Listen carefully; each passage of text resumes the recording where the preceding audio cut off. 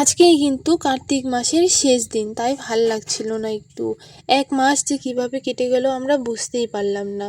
আর কার্তিক মাসের শেষ দিন মানেই তো ঘর বাড়ি মুছামুছি আর পুজো দেওয়া। তাই সকাল সকাল স্নান করে এসে এদিকে বুনো ফুল তুলছিল।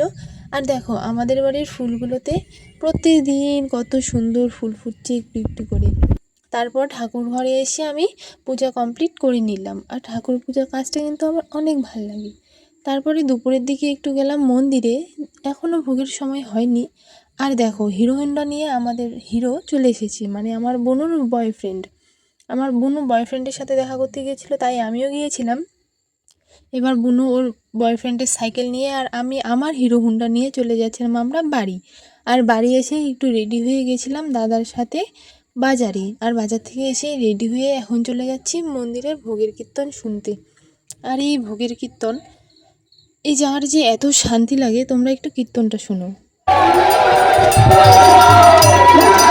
আর দেখো আমার এই 2 বছরের ছোট্ট ভাইটা কত সুন্দর ঠাকুর ভক্তি করছে।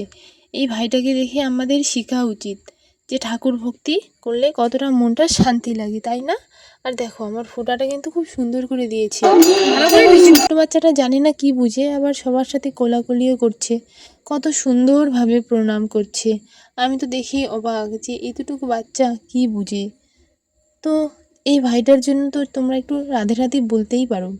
তো কমেন্টে কিন্তু তোমরা রাধে রাধে অবশ্যই বলো, ঠিক আছে? তারপর কীর্তন শেষ করে এখন আমরা খাবো প্রসাদ। আর এই ভোগের প্রসাদে যে খিচুড়িটা কি টেস্ট হয়, এই স্বাদের ভাগ মানে হয় না কোথাও।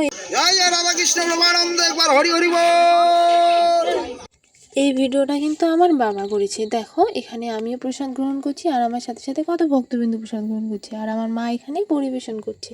এত ভক্তবৃন্দ প্রসাদ গ্রহণ করছে দেখে কিন্তু আমার অনেক ভাল লাগছে। তো তারপর প্রসাদ খেয়ে বাড়ি এসে সন্ধ্যাবেলা আবার গেলাম একটু মন্দিরে। কেমন লাগলো তোমাদের ভিডিওটা অবশ্যই কমেন্টে রাধে রাধে কিন্তু বলেই যেও। রাধে রাধে।